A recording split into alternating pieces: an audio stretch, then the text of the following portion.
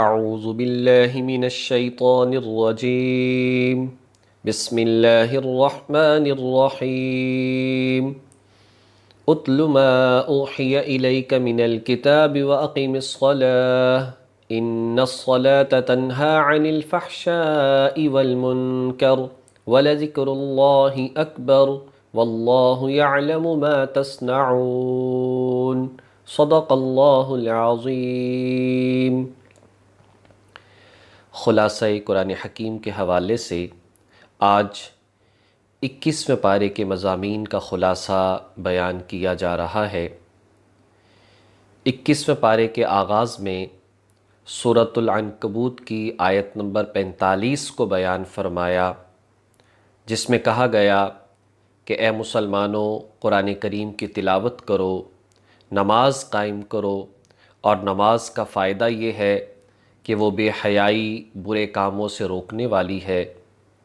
اور حقیقت بات بھی یہی ہے کہ آج بھی اگر انسان آداب کی رعایت کرتے ہوئے اور نماز کو خشوع اور خضوع کے ساتھ ارکان کو ادا کرے تو اللہ رب العزت آج بھی اس نماز کے ذریعے سے انسان کو بے حیائی، برے کاموں سے روکتا اور بچاتا ہے۔ جیسا کہ ایک حدیث مبارکہ کا مفہوم ہے، ایک شخص کے بارے میں کہا گیا، یا رسول اللہ صلی اللہ علیہ وسلم، یہ شخص نماز بھی پڑھتا ہے اور اس کے اندر فلاں برائی بھی ہے، یہ نماز بھی پڑھتا ہے اور اس میں فلاں برائی بھی ہے۔ تو آپ علیہ الصلاۃ والسلام نے ارشاد فرمایا، عن قریب اس کی نماز اس کی برائیوں کو چھڑوا دے گی۔ اس کے بعد آیت نمبر 51 کے اندر نبی علیہ الصلاۃ والسلام کی حقانیت کو بیان فرمایا کہ دیکھو، آپ کے سچے نبی ہونے کی یہی دلیل کافی ہے کہ آپ امی، یعنی کہ آپ لکھنا پڑھنا نہیں جانتے تھے، اس کے باوجود ایسا فصیح و بلیغ کلام قرآن پاک کی صورت میں آپ کی زبان اقدس سے نکلتا ہے۔ یہ اس بات کی علامت ہے آپ اللہ کے سچے نبی ہیں اور یہ باتیں بذریعہ وحی آپ تک پہنچائی جاتی ہیں۔ آگے ارشاد فرمایا، ایک عاجز، یعنی یہ قرآن کریم جو ہے سب کو عاجز کرنے والا ہے، ایک بے مثال قسم کا معجزہ ہے۔ قرآن کریم کے ہوتے ہوئے کسی دوسرے معجزے کا مطالبہ کرنا سب سے بڑی جہالت ہے۔ آیت نمبر 56 کے اندر ارشاد فرمایا، اللہ رب العزت نے وہ لوگ جو کہ متقین ہیں، پرہیزگار ہیں، اللہ کے پسندیدہ ہیں، وہ اللہ تعالیٰ کے احکامات کو پورا کرتے ہیں، اور جب اللہ کی ذات کی طرف سے حکم آ جائے کہ اے مسلمانوں ہجرت کر جاؤ، اپنی جگہوں کو چھوڑ جاؤ، تو وہ ڈرتے نہیں اس بات سے کہ اگر ہم چلے گئے تو وہاں پر رزق کیسے ملے گا، وہاں پر روزگار کیسے ملے گا۔ اللہ رب العزت کے احکامات کو پورا کرنا یہی ان کا سب سے بڑا مقصد ہوتا ہے، اور اس کے نتیجے میں اللہ تعالیٰ بے شمار رزق کے دروازے ان کے لیے کھول دیتا ہے۔ اور پھر آخری آیت نمبر 69 کے اندر اللہ تعالیٰ نے اس پوری صورت کا خلاصہ بیان فرما دیا، فرمایا وَالَّذِينَ جَاهَدُوا فِينَا لَنَهْدِيَنَّهُمْ سُبُلَنَا، وہ لوگ جو حق کی جستجو رکھتے ہیں، جو اس کوشش کے اندر لگے رہتے ہیں کہ اللہ کی ذات کو پہچان لیں، اللہ کی ذات کے احکامات کو پورا کر دیں، تو اللہ تبارک و تعالیٰ انہیں ضرور ہدایت دیتا ہے، اور اللہ تعالیٰ ایسے نیک لوگوں کے ساتھ ہے۔ اس کے بعد سورہ روم کا آغاز ہوا، جو کہ قرآن پاک میں 30ویں نمبر پر ہے، نازل ہونے کے اعتبار سے 84 نمبر پر یہ صورت نازل ہوئی۔ اس کی 60 آیات اور 6 رکوع ہیں۔ مکی سورہ مبارکہ ہے۔ اس کا نام روم اس لیے رکھا کہ اس کی آیت نمبر 2 اور 3 ہی میں اللہ رب العزت نے یہ پیشین گوئی فرمائی کہ رومی جو ہیں وہ عن قریب ایرانیوں پر غالب آ جائیں گے، اور فرمایا کہ تقریباً 9 سال کے عرصے کے اندر اندر غالب آ جائیں گے، اور واقعی ایسا ہوا، اس لیے کہ جو رومی تھے یہ ایرانیوں کے ہاتھوں جو ہے بہت عرصے سے شکست در شکست کھاتے چلے آ رہے تھے، زندگی اور موت کی کشمکش میں تھے۔ تو اللہ رب العزت نے جب یہ پیشین گوئی فرمائی تو اس وقت میں ان لوگوں نے مذاق اڑانا شروع کر دیا، اور لوگوں نے کہنا شروع کر دیا یہ کیسے ہو سکتا ہے، جن رومیوں کو بنیادی طور پر ضروریات حاصل نہیں ہیں وہ کیسے اتنی بڑی طاقت پر غالب آ سکتے ہیں۔ لیکن آخر معجزانہ طور پر یہ پیشین گوئی سچی ثابت ہوئی، اور اللہ رب العزت نے وہ رومی جو کہ حق پرست تھے، جن کو اللہ تعالیٰ کی ذات نے حزب الرحمن یعنی کہ اللہ کا لشکر ہونے کا لقب دیا، اور دوسری طرف وہ لوگ جو کہ فارسی تھے، آتش پرست تھے، حزب الشیطان جو کہ شیطان کا لشکر تھا، اللہ کی ذات نے ان روم والوں کو، ان اللہ کے لشکر کو، ان حق والوں کو، ان توحید پرستوں کو، ان مشرکوں پر سب کچھ ہونے کے باوجود غلبہ عطا فرمایا، جس میں یہ بات سمجھا دی گئی اللہ ایک نہ ایک دن حق کو ضرور باطل کے اوپر غلبہ عطا فرماتا ہے۔ حق چاہے کتنا ہی مغلوب کیوں نہ ہو، لیکن اگر وہ صحیح راستے پر چلتا رہے اللہ تعالیٰ اس کو ضرور غلبہ عطا فرماتا ہے۔ لیکن یہاں پر سوچنے کی بات یہ ہے، اگر حق واقعتاً مغلوب چلا آ رہا ہے تو پھر سوچنے کی ضرورت ہے ان مسلمانوں کو، ان حق والوں کو، کہ کہاں پر ہم سے غلطی ہو رہی ہے، کہاں پر اللہ تعالیٰ کے احکامات ہم سے چھوٹ رہے ہیں۔ اور یقیناً جو لوگ غالب چلے آ رہے ہیں انہوں نے کچھ چیزوں کو ایسا اپنایا ہے جو مسلمانوں کو اپنانی چاہیے تھیں، اور پھر اللہ تعالیٰ کی ذات نے اپنی قدرت کے دلائل بیان فرمائے۔ اے انسان غور تو کر، اللہ نے اس کائنات کو کیسے بنا دیا، اللہ نے اس انسان کی کیسے تخلیق فرمائی، دیگر مخلوقات کو کیسے پیدا فرمایا، اللہ ان کے ضروریات کو کیسے پورا کرتا ہے۔ یہ زمین دیکھو تو صحیح، یہ حرکت کرتی ہے لیکن انسان کو احساس تک نہیں ہوتا، ایک ایک چیز انسان کو پکار پکار کر یہ بات کہہ رہی ہے کہ مجھے پیدا کرنے والا موجود ہے اور اسی کی عبادت کرنا تمہاری زندگی کا مقصد ہے۔ اور آخر میں اللہ تعالیٰ نے فرمایا یہ مشرکین مکہ یہ تو مردوں کی طرح ہیں، یعنی اللہ تعالیٰ کی آیات کو نہ سنتے ہیں، نہ ان سے اثر لیتے ہیں، نہ ان سے فائدہ حاصل کرتے ہیں، بالکل اسی طریقے سے جیسے ایک مردہ ہو، اس کو چاہے کتنی ہی اچھی بات کرتے رہو وہ کوئی فائدہ حاصل نہیں کر سکتا۔ اس کے بعد سورہ لقمان کا آغاز ہوا۔ سورہ لقمان قرآن کریم میں ترتیب توقیفی کے لحاظ سے 31ویں نمبر پر ہے، نازل ہونے کے اعتبار سے 57 نمبر پر یہ صورت نازل ہوئی۔ اس کی 34 آیات اور 4 رکوع ہیں، مکی سورہ مبارکہ ہے۔ لقمان اس کا نام رکھا، دراصل اس کی آیت نمبر 12 میں اللہ تعالیٰ نے حضرت لقمان علیہ السلام کو جو حکمت اور دانائی عطا فرمائی تھی اس کا تذکرہ ہے، ان کی نصیحتوں کا ذکر ہے، جس کی وجہ سے ان کے نام پر اس سورت کا نام لقمان رکھا گیا۔ اللہ تعالیٰ نے اس میں 2 گروہوں کا ذکر فرمایا ایک ایمان والے ہیں جو پہلے نازل ہونے والے تمام صحیفے اور تمام کتابوں پر ایمان رکھتے ہیں، تمام انبیاء پر ایمان رکھتے ہیں، اور دوسری طرف کفار ہیں جو کہ حق باتوں کا انکار کرتے ہیں، قرآن کریم کا انکار کرتے ہیں، اور یہ انکار اس وجہ سے نہیں کہ ان کو بات سمجھ نہیں آتی، بلکہ اس لیے انکار کرتے ہیں کہ ان کی زندگی کے اندر تکبر ہے، وہ ضد اور ہٹ دھرمی کی وجہ سے ان حق باتوں کا اور بالخصوص نبی پاک صلی اللہ علیہ وسلم اور قرآن کریم کا انکار کرتے ہیں۔ اللہ تعالیٰ نے اس کے بعد اپنی حکمت اور قدرت کے 4 دلائل ارشاد فرمایا نمبر 1، آسمان کو دیکھو کیسے ہم نے بغیر ستون کے اس کو قائم رکھا ہوا ہے، اس میں اللہ نے سورج کو پیدا کیا، اس میں اللہ نے چاند کو رکھ دیا، اس میں اللہ کی ذات نے بے شمار لا تعداد ستارے رکھ دیے، یہ سب کے سب اللہ تعالیٰ کے حکم کے پابند ہیں۔ نمبر 2، پہاڑوں کا جہان دیکھ لو، اگر یہ پہاڑ زمین پر نہ ہوتے تو یہ زمین ہوا اور پانی کی وجہ سے ہمیشہ حرکت کرتی رہتی اور اس پر انسان کا قرار ناممکن ہوتا۔ نمبر 3، زمین کو دیکھ لو، زمین کی مخلوق، آبی مخلوق، ہوائی مخلوق سب اللہ تعالیٰ کی ذات نے پیدا فرمائی ہیں۔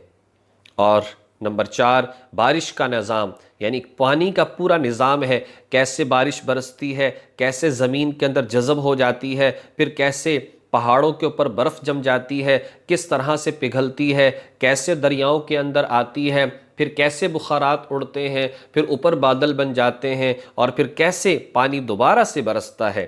اور دیکھ لو اسی طرح سے درختوں اور پودوں کا پورا نظام ہے، ایک بیج ایک گٹھلی کو زمین کے اندر ڈالا جاتا ہے، اس درخت کو دیکھو، اس پھلدار درخت کو دیکھو، کاٹو گے لکڑی نکلے گی، کوئی اور چیز اس کے اندر نہیں، لیکن اللہ اسے پھل پیدا کر رہا، اللہ اسے غلہ اور اناج پیدا کر رہا ہے۔ ایک ایک چیز پکار کر یہ بات کہہ رہی ہے کہ اللہ تعالیٰ کی ذات موجود ہے، اسی کی عبادت کرنی چاہیے۔ اس کے بعد اللہ تعالیٰ نے دوسرے رکوع میں حضرت لقمان علیہ السلام کی حکمت اور دانائی کا تذکرہ فرمایا کہ وہ اس بات پر اللہ کی ذات کا شکر ادا کیا کرتے تھے۔ یہاں پر اہل علم کے اندر اختلاف ہے اس بات میں کہ حضرت لقمان اللہ کے نبی ہیں یا نہیں، لیکن بات یہ ہے کہ اس میں بحث کرنے کی ضرورت نہیں۔ کچھ لوگوں نے ان کو نبی لکھا ہے، کچھ لوگوں نے ان کو نیک صالح اللہ کا بندہ برگزیدہ بندہ لکھا ہے، تو دونوں باتوں میں کوئی اعتراض نہیں۔ یہ بات تو یہاں پر یہ بات یہاں پر تو بالکل واضح ہے کہ حضرت لقمان جو ہے اللہ رب العزت کے بڑے پسندیدہ اور بڑے سمجھدار قسم کے انسان تھے۔ انہوں نے اولاد کی تربیت کے حوالے سے وہ باتیں یہاں پر بیان کی، کس انداز سے انہوں نے تربیت کی۔ آج ہمیں چاہیے اپنی اولاد کی اگر ہم تربیت کرنا چاہتے ہیں، مثالی تربیت کرنا چاہتے ہیں، تو قرآن کریم کی آیات کا ان کا مطالعہ کیا جائے۔ اور وہ کیا فرمایا؟ حضرت لقمان علیہ السلام نے اپنے بیٹے، اپنے نابالغ بیٹے کو نصیحت فرمائی، فرمایا بیٹا لا تشرک باللہ، یاد رکھو اللہ کی ذات کے ساتھ کسی کو شریک نہ ٹھہرانا۔ نمبر 2 فرمایا، کہا کہ اپنے والدین کا کہنا مانتے رہنا۔ دیکھو اگر بات مباح ہو،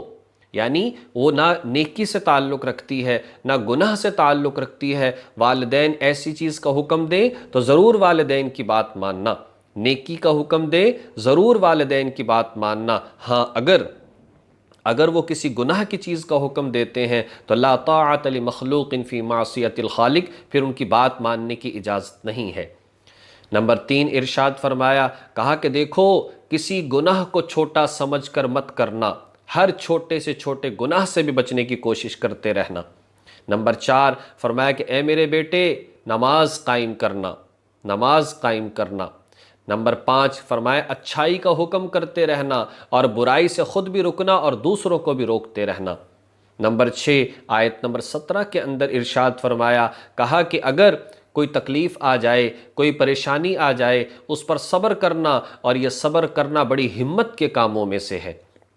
نمبر 7 ارشاد فرمایا، کہا کہ لوگوں کے سامنے منہ پھلا کر مت رہنا،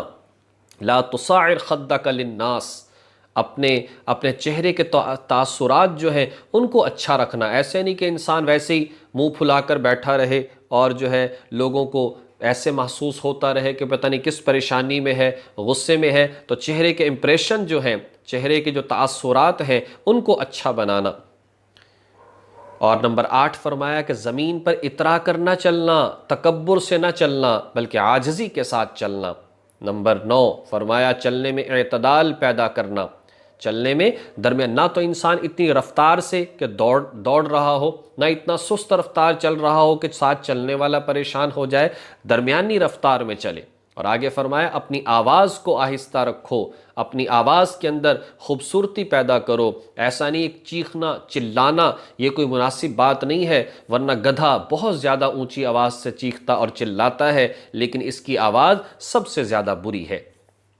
اور پھر اللہ تعالیٰ کی ذات نے بے شمار نعمتوں کا ذکر فرمایا اور کہا کہ دیکھو اللہ تعالیٰ کی ذات وہ ہے، اتنی نعمتیں اس نے عطا فرمائی ہیں، وہ اللہ کی ذات اتنی بڑی ہے، دنیا کے اندر جتنے بھی درخت ہیں ان کی قلمیں بنا لی جائیں، اور جتنے سمندر ہیں ان کی سیاہی بنا لی جائے، اور ساری مخلوقات اللہ کی بڑائی، اللہ کے کلمات لکھنے بیٹھ جائیں تو یہ قلمیں ختم ہو سکتی ہیں، یہ سمندر ختم ہو سکتے ہیں، یہ لکھنے والے ختم ہو سکتے ہیں، لیکن اللہ تعالیٰ کی بڑائی، اللہ تعالیٰ کی وحدانیت، اللہ تعالیٰ کی نعمتوں کا احاطہ کوئی نہیں کر سکتا۔ اور پھر فرمایا دیکھو یہ مشرکین عجیب لوگ تھے، جب ان پر مشکلات آتی، پریشانیاں آتی، خصوصاً دریائی سفر جب یہ کرتے، اور اس وقت میں جب ان پر طوفان کوئی آتا، پھر خالص توحید، ایک اللہ کی ذات کو پکارتے کہ وہ اللہ ہی ہے جو بچانے والا ہے، اور جب وہ حالات ٹل جاتے، عام حالات ہوتے تو پھر ان کی عادت یہ تھی کہ یہ پھر آسانی کے حالات میں پھر شرک کرنے لگتے۔ آج ہمیں اس بات کو سوچنا چاہیے، مشکلات ہم پر آتی ہیں، ہم مصائب کے اندر جب شکار ہوتے ہیں تو پھر اللہ کی ذات کو پکارتے ہیں، جب وہ مسئلہ حل ہو جاتا ہے، جب وہ پریشانی ٹل جاتی ہے، پھر آرام سے اور غفلت کی زندگی گزارنا شروع ہو جاتے ہیں۔ آخر میں اللہ رب العزت نے فرمایا کہ علم غیب صرف اور صرف اللہ کی ذات کو پتہ ہے اور اللہ جانتا ہے، اور ان کو احادیث مبارکہ میں 5 مفاتیح غیب، مفاتیح خمسہ جن کو کہا جاتا ہے، وہ 5 چیزیں سورہ لقمان کی آخری آیت کے اندر بیان فرمایا کہ قیامت کا علم صرف اللہ کے پاس ہے۔ نمبر 2، بارش کب برسے گی، فائدہ مند یا نقصان دہ ہوگی، اس کو اللہ جانتا ہے۔ نمبر 3، ماؤں کے رحموں کے اندر کیا ہے، وہ نیک بخت ہوگا وہ بدبخت ہوگا، یہ صرف اللہ جانتا ہے۔ نمبر 4، تم کل کو کیا کماؤ گے، کیا کرو گے، یہ صرف اللہ جانتا ہے۔ اور نمبر 5، کس انسان کو کس جگہ پر کہاں موت آئے گی، یہ بھی صرف اللہ جانتا ہے۔ اس کے بعد سورہ السجدہ ہے، قرآن کریم میں ترتیب توقیفی کے لحاظ سے 32ویں نمبر پر ہے، نازل ہونے کے اعتبار سے 75 نمبر پر یہ سورت نازل ہوئی۔ اس کی 30 آیات اور 3 رکوع ہیں، مکی سورہ مبارکہ ہے۔ اس کا نام جو السجدہ رکھا گیا، دراصل اس کی آیت نمبر 15 کے اندر بیان فرمایا کہ ایمان والوں کی اللہ تعالیٰ تعریف کر رہا ہے، جب ان کو نصیحت کی جاتی ہے تو یہ سجدے میں گر جاتے ہیں۔ اس کے بعد اللہ تعالیٰ کی ذات نے آغاز ہی میں قدرت کے دلائل کو بیان فرمایا، انسانی تخلیق کے مراحل کو بیان فرمایا کہ یہ مٹی ہے، اس مٹی سے کیسے پانی، اور پھر پانی سے نطفہ، اور پھر نطفے سے لوتھڑا، اور پھر خوبصورت ایک جسم بن جاتا ہے۔ یہ اللہ تعالیٰ کی ذات ہے جو انسان کو ان مراحل سے گزار کر ایک خوبصورت انسان بنا دیتی ہے۔ اور آگے پھر 2 گروہوں کا ذکر کیا، کہا کہ ایک طرف مجرمین ہیں جن پر قیامت کے دن ذلت چھائی ہوئی ہوگی، پریشانی کے اندر یہ مبتلا ہوں گے، اور عذاب کو دیکھ کر پھر کہیں گے کہ کاش ہمیں دنیا میں واپس بھیج دیا جائے، ہم اللہ کو خوش کر کے آئیں گے، لیکن ایسا ہو نہیں سکتا۔ اور دوسری طرف وہ ایمان والے جو اللہ کی ذات سے ڈرتے رہتے ہیں، جو اللہ کے سامنے جھکے رہتے ہیں، جو راتوں کو اللہ کی عبادت کرتے ہیں، جو اللہ کی ذات سے عبادت کر کے امید لگاتے ہیں کہ اللہ ہم سے خوش ہوگا، اللہ کے دیے ہوئے میں سے اللہ کے راستے میں خرچ کرتے ہیں، اور اس ایمان پر، ان نعمتوں پر اللہ کی ذات کا شکر بجا لاتے ہیں۔ پھر فرمایا جو لوگ ریاکار ہیں، جو لوگ ریاکاری سے بچتے ہوئے عمل کرتے ہیں، ان کو اللہ تعالیٰ جو ہے پوشیدہ نعمتیں عطا فرمائے گا، یعنی یہ خود پوشیدگی میں اور چھپ کر اللہ تبارک و تعالیٰ کی عبادت کرتے ہیں، تو اس لیے اللہ تعالیٰ ان کو بھی ایسی نعمتیں عطا فرمائے گا جو ان کے وہم و گمان میں بھی نہیں ہیں۔ اور جو ریاکاری سے کام کرنے والے ہوں ان کو بدلے میں کچھ بھی نہیں ملتا، اور ان کے سارے عمل ضائع ہو جاتے ہیں۔ سورۃ الاحزاب کا آغاز ہوا، قرآن کریم ترتیب توقیفی کے لحاظ سے سورۃ الاحزاب 33ویں نمبر پر ہے، نازل ہونے کے اعتبار سے 90 نمبر پر یہ سورت نازل ہوئی۔ اس کی 73 آیات اور 9 رکوع ہیں۔ یہ مدنی سورہ مبارکہ ہے، یعنی کہ ہجرت کے بعد نازل ہوئی۔ اسی سے ہم اندازہ لگا سکتے ہیں جب یہ مدنی سورت ہے، اس میں بہت سارے احکامات اللہ رب العزت نے بیان فرمائے ہیں۔ آیت نمبر 22 سے آیت نمبر 27 تک غزوہ احزاب کا ذکر کیا، جس کو غزوہ خندق بھی کہا جاتا ہے۔ غزوہ احزاب اس کو اس لیے کہتے ہیں، احزاب حزب کی جمع ہے، حزب کہتے ہیں گروہ، ایک لشکر، ایک جماعت۔ دراصل قریش کے مختلف قبیلوں اور گروہوں اور جماعتوں نے مل کر مدینہ منورہ پر حملہ کرنا چاہا تھا، چڑھائی کی تھی، اس لیے اس کو احزاب کہا جاتا ہے، کہ اس لیے کہ اس میں اس جنگ احزاب کا تذکرہ ہے۔ اور پھر بات یہ ہے کہ 1 مہینے تک ان مسلمانوں کا مدینہ منورہ کے گرد جو ہے محاصرہ رہا، یہ کفار نے محاصرہ کیے رکھے، اور آخرکار یہ لوگ بے بس ہو کے اللہ تعالیٰ کی ذات نے ایک آندھی چلائی، ان کے خیمے اکھڑ گئے، یہ بے بس ہو گئے اور وہاں سے واپس چلے گئے۔ 3 موضوعات اللہ تعالیٰ کی ذات نے اس صورت میں زیادہ تر بیان فرمائے ہیں۔ معاشرتی احکام کو بیان فرمایا، شرعی احکامات بیان فرمائے، اور چند غزوات یعنی غزوہ احزاب اور غزوہ بنو قریظہ ان کا ذکر اس کے اندر فرمایا ہے۔ حضرت سلمان فارسی رضی اللہ تعالی عنہ جب یہ جنگ ہونے لگی، سوچا کیا کیا جائے، مشورہ کیا، تو سلمان فارسی رضی اللہ تعالی عنہ نے مشورہ دیا کہ جی مدینہ منورہ کے گرد خندق کھود دینی چاہیے تاکہ جو ہے دشمن ہم تک پہنچ نہ سکے، اس لیے کہ یہ وہاں کا طریقہ کار تھا۔ پسند آیا نبی علیہ السلام کو یہ مشورہ، چنانچہ آپ علیہ السلام نے ایک خندق کھدوائی جو تقریباً اتنی گہری تھی کہ جلدی سے نیچے اتر کر کوئی سواری یا انسان اوپر نہ چڑھ سکے، اور اتنی چوڑی تھی کہ کوئی اس کو پھلانگ کر جو ہے وہ کراس نہ کر سکے۔ یہ ایک طریقہ کار تھا، دونوں طرف پہاڑ تھے اور ایک طرف جو ہے مسلمان، اور پھر ایک طرف خندق کو کھود دیا گیا، لہٰذا یہ بڑی بہترین ثابت ہوئی اور کفار بے بس ہو کے واپس ان کو جانا پڑا۔ اللہ رب العزت نے اس کے اندر یہ بتا دیا کہ انسان اور مسلمان اگر متحد رہیں تو یقینی طور پر اللہ تبارک و تعالی ان کو کامیابی عطا فرماتا ہے۔ پھر اللہ رب العزت نے امت محمدیہ کو اس کے اندر 4 باتوں کا حکم دیا۔ نمبر 1، یہ ایسے لوگ ہیں ان کو حکم دیا جا رہا ہے کہ یہ ہمیشہ اللہ کی ذات سے ڈرتے رہیں۔ نمبر 2، کفار اور منافقین کی جو آراء ہیں کبھی ان کے اتباع نہ کریں۔ نمبر 3، وحی الہی کا ہمیشہ اتباع کریں۔ اور نمبر 4، اللہ تعالیٰ کی ذات پر مکمل اعتماد اور بھروسہ رکھیں۔ پھر اس کے بعد کفار کے اعتراضات کا ذکر کیا۔ کفار کہا کرتے تھے ان مسلمانوں کے سینوں کے اندر 2 دل ہیں، تو فرمایا کہ ایسی بات نہیں ہے۔ دل تو انسان کے سینے کے اندر ایک ہی دل ہوا کرتا ہے، یا تو اس کے اندر ایمان ہوتا ہے یا اس کے اندر کفر ہوا کرتا ہے۔ پھر آگے کفارہ زہار کو ذکر فرمایا، زہار کہا جاتا ہے لوگ ایسا کیا کرتے تھے، اپنی بیوی کو الگ کرنے کے لیے بعض اوقات کہتے، اپنی بیوی کو اپنی والدہ کی کمر کے ساتھ تشبیہ دیتے کہ تو میرے لیے میری ماں کی کمر کی طرح ہے، یا کسی بہن کسی محرم کے ساتھ اس طرح سے تشبیہ دینا، اور اس سے مراد ہو کہ اس کو علیحدہ کرنا۔